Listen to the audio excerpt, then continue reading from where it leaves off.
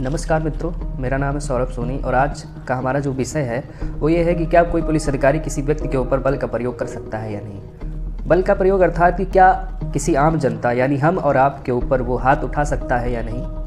उदाहरण के तौर पे समझिए कि मान लीजिए आप बाइक पर सवार होकर कहीं पर जा रहे हैं और रास्ते में पुलिस अधिकारी आपको रोकता है और आपसे हेलमेट के विषय में पूछता है, तो आप उससे इनकार करते हैं कि आपने हेलमेट नहीं पहन रखा है या भूल गए हैं, और उस कारण से पुलिस अधिकारी आपके ऊपर हाथ उठा देता है, बल का प्रयोग कर देता है। तो प्रश्न ये उठता है कि क्या पुलिस अधिकारी का ये अधिकार था कि वो आपके ऊपर बल का प्रयोग करे। तो इसका उत्तर है नहीं। उसका सिर्फ इतना ही अधिकार था कि वो आपका सिर्फ चालान काटे, ना कि आपके ऊपर बल का प्रयोग करे। अब सवाल ये उठता है कि आखिर पुलिस अधिकारी बल का प्रयोग करती क्यों है। तो निम्नलिखित 3 परिस्थितियों में पुलिस अधिकारी बल का प्रयोग कर सकती है। उन 3 परिस्थितियों को छोड़कर पुलिस अधिकारी किसी के ऊपर भी बल का प्रयोग नहीं कर सकती। वो 3 परिस्थितियाँ क्या हैं हम बारी बारी से समझेंगे और पूरा वीडियो आप देखिएगा और बने रहिएगा। तो सबसे पहली परिस्थिति है वो ये है कि अगर कोई व्यक्ति किसी अमानवीय धरना प्रदर्शन में बैठा है, शामिल है। अमानवीय धरना प्रदर्शन अर्थात या मान लीजिए कोई ऐसा धरना प्रदर्शन है जिसमें किसी को क्षति पहुंचाया जा रहा है, सरकारी संपत्ति को क्षति पहुंचाया जा रहा है, उस धरना प्रदर्शन पर पुलिस अधिकारी बल का प्रयोग कर सकती है। दूसरी परिस्थिति ये है कि मान लीजिए कोई पुलिस अधिकारी विधिपूर्वक अपना कार्य कर रहा है और आप उसमें बाधा उत्पन्न कर रहे हैं, तो उस परिस्थिति में पुलिस अधिकारी आपके ऊपर बल का प्रयोग कर सकती है।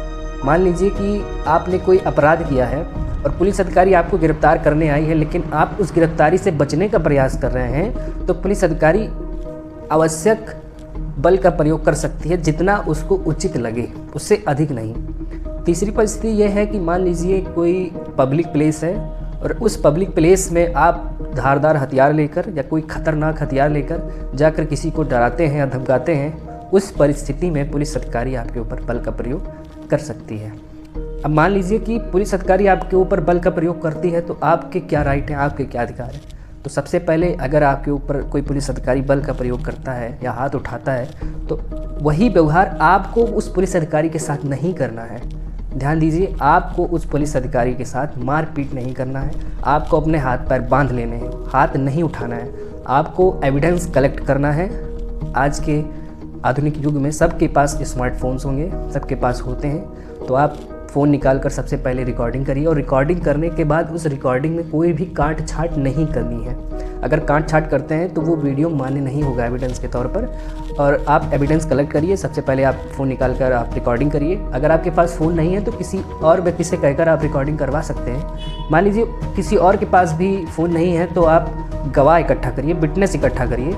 अगर विटनेस भी नहीं मिलते हैं तो आप खुद विटनेस बन सकते हैं और आप नज़दीकी थाने में जाकर अपनी रिपोर्ट दर्ज कराएं।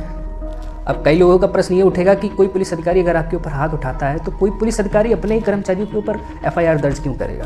आपका सवाल सही है, उचित भी है, और ऐसा होता भी है कि अक्सर पुलिस अधिकारी अपने ही कर्मचारियों के विरुद्ध कोई भी FIR कंप्लेंट दर्ज नहीं करते हैं। तो अगर FIR दर्ज हो जाती है तो ठीक है, अगर नहीं होती है तो आप सीधे सुपरिटेंडेंट ऑफ पुलिस यानी SP के पास जाकर अपनी रिपोर्ट दर्ज करा सकते हैं। अगर SP भी आपकी रिपोर्ट दर्ज नहीं करता है तो आप मजिस्ट्रेट के पास जाकर अपनी कंप्लेंट दर्ज करा सकते हैं। और एक बात, अगर मजिस्ट्रेट आपकी कंप्लेंट दर्ज कर लेता है तो उसकी एक प्रतिलिपि यानी उसकी फ़ोटोकॉपी और अपने हाथ से अपने द्वारा लिखी गई एक शिकायत पत्र आप PCA यानी पुलिस कंप्लेंट अथॉरिटी को ईमेल कर सकते हैं।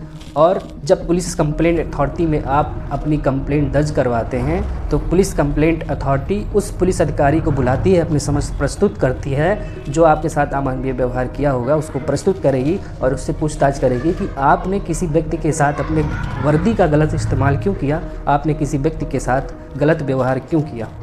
याद रखिए, आपका एक कंप्लेंट किसी की भी नौकरी खा सकता है अगर आप जागरूक हैं, अगर आप विधि की जानकारी रखते हैं। अगर आपके पास विधि की जानकारी नहीं है तो आप मेरे पेज को फॉलो कर सकते हैं। धन्यवाद।